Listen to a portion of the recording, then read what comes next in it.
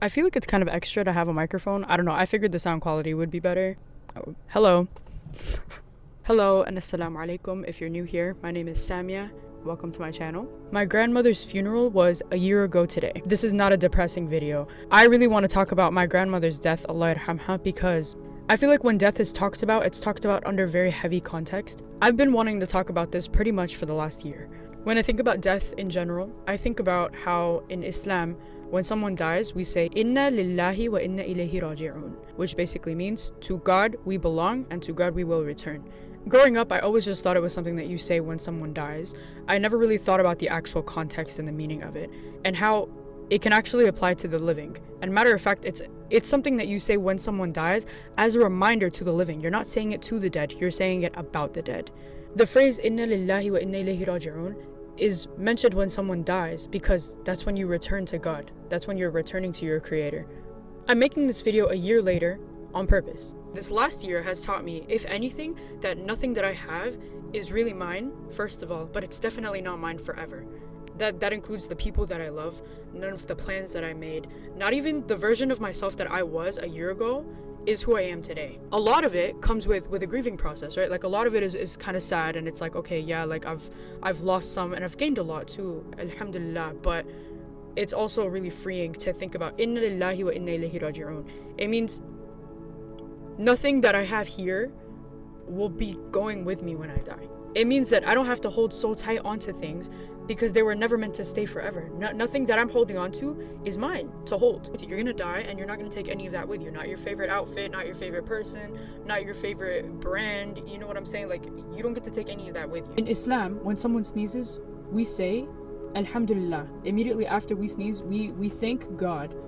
The way I learned it is that we thank God because every time we sneeze, our heart stops. So when we're done sneezing, technically that would have, like that, our heart stopped.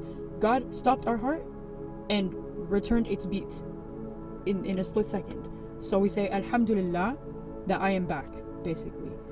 That's the way I learned it. I don't know entirely how accurate that is. Honestly, I'm just sharing what I know.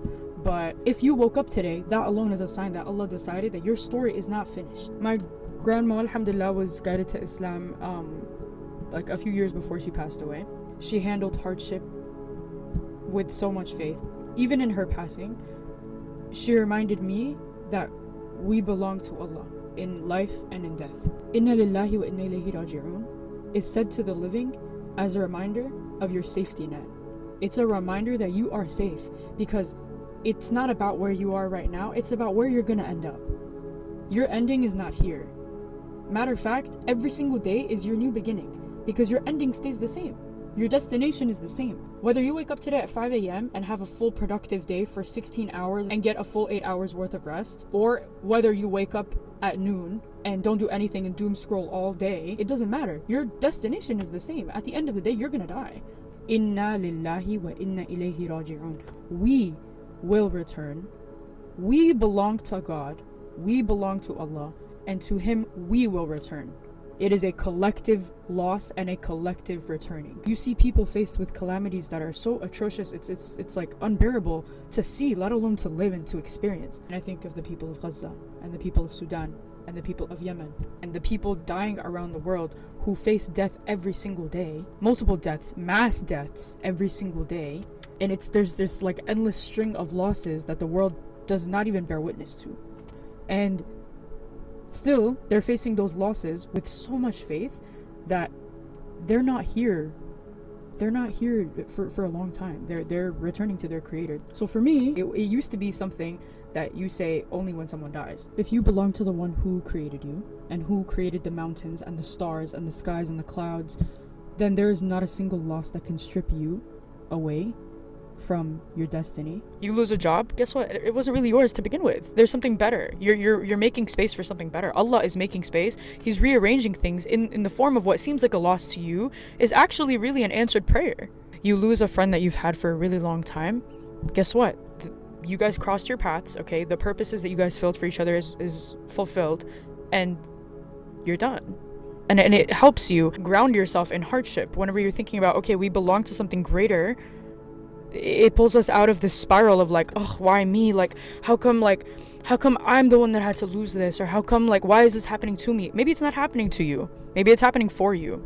One of the things that I really, really cherish about my grandma is that she was always really grateful. In almost any situation that I can think about, she was very good at making sure that any ordinary moments mattered just from being noticed. Like, there's a really insignificant memory that crosses my mind whenever I think about her, where we were in Mexico, and I remember I asked for un juguito, which is like a small juice, okay? But I was trying to just be like, okay, haha, just a little juice or whatever, right? So I said, yeah, like, can you order un juguito, right? And the waiter comes back and he brings everybody their juice, and it's a regular sized cup of juice for everybody. He brought me a juguito, like in a tiny little glass, okay? He brought me a small juice. He goes, you wanted a little juice? I got you a little juice.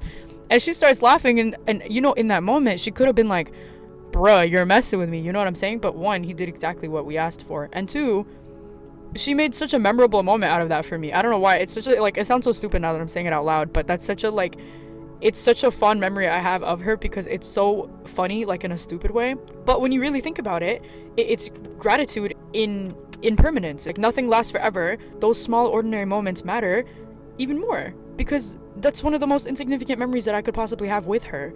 And still, it's one of the things that comes up every single time I think about her. Any single time I drink juice and there's a little bit left in the glass, I think about her. Loss is one of the things that really brings humans together, because every single person, no matter who they are, experiences loss.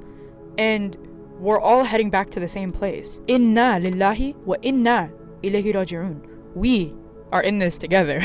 The thing about death is it's actually one of the only things that is 100% guaranteed. There's nothing in your life that you have full control over. You don't even have control over your death, actually. You don't get to choose how you die. This is not about euthanasia, by the way. I want to put that out there. Like, you've ever seen somebody grow up in, like, the most perfect, like, cookie cutter type lifestyle, and then they're hit with a health issue? Because nothing in this life really matters.